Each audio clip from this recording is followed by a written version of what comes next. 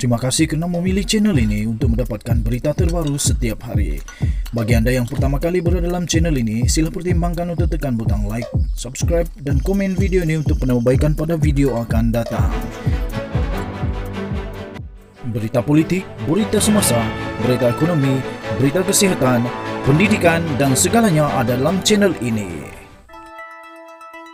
Salam sejahtera Malaysia, selamat pagi. Berita seterusnya dipetik daripada malaysiakini.com bertajuk Kes Adib belum selesai, kata peguam. Seorang peguam iaitu Aidil Khalid yang mewakili keluarga Allahyarham Muhammad Adib Muhammad Kasim menegaskan perbicaraan membabitkan anggota bomba yang terbunuh dalam tragedi rusuhan kira-kira 3 tahun yang lalu itu belum berakhir. Dia juga mengkritik kenyataan Menteri Dalam Negeri Hamzah Zainuddin di Parlimen yang mengatakan perbicaraan bagi mencari pembunuh Muhammad Adib telah berakhir pada 23 September. Kononnya, dikatakan perbicaraan Muhammad Adib berakhir Khamis lalu. Itu tidak benar. Kes itu bukan melibatkan kes bunuh, tapi melibatkan 18 tertuduh yang antara kesalahan mereka memiliki senjata dalam perhimpunan haram.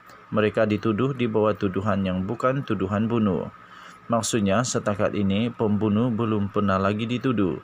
Jadi, untuk Menteri jawab dalam Parlimen mengaitkan kes perbicaraan Adib itu berakhir 23 September yang lalu, itu tidak betul.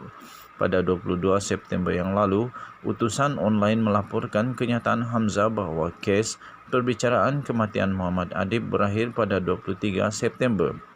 Melibatkan 18 individu yang terlibat dalam rusuhan 3 tahun yang lalu. Pada 25 September, Sinar Harian memetik Menteri Perusahaan Peladangan dan Komoditi Zuraida Kamarudin sebagai berkata kes kematian Allahyarham ditutup sementara dan akan dibuka semula jika terdapat bukti baru. Zuraida sebaliknya berkata kerajaan kini akan memberi fokus terhadap keperluan keluarga Allahyarham. Bagaimanapun, Aidil berkata kenyataan menteri berkenaan bercanggah dengan keputusan inkuest berhubung kematian Adib. Katanya, tidak ada tempoh had masa selagi mana pembunuh itu tidak dapat dijumpai, katanya kepada Malaysia Kini. UMNO dan Putra tuntut penjelasan. Dalam pada itu, Ketua Pemuda UMNO Ashraf Wajdi Dusuki menggesa kerajaan memberi penjelasan yang telus dan terbuka mengenai kemajuan siasatan kes berkenaan.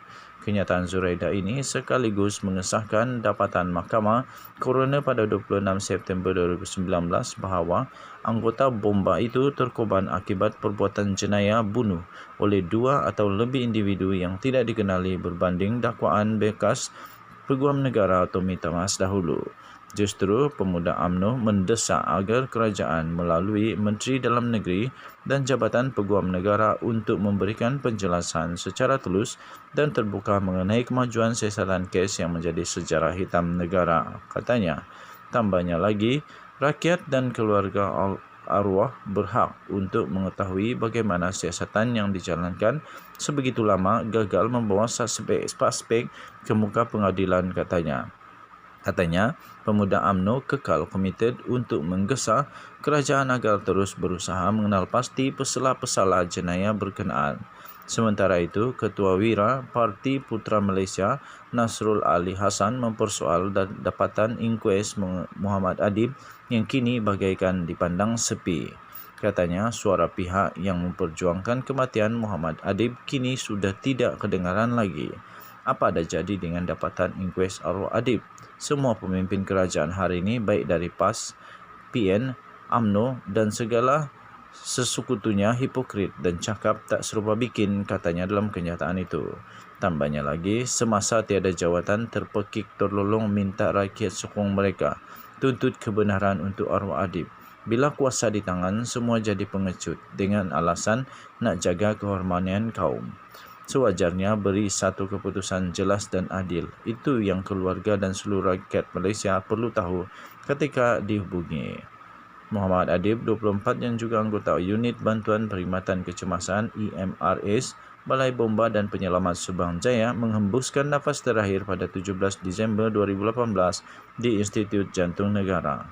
Allahyarham mengalami kecederaan parah dalam rusuhan di tapak kuil Sri Maha Mariamam USJ 25 Subang Jaya pada 27 November tahun yang sama.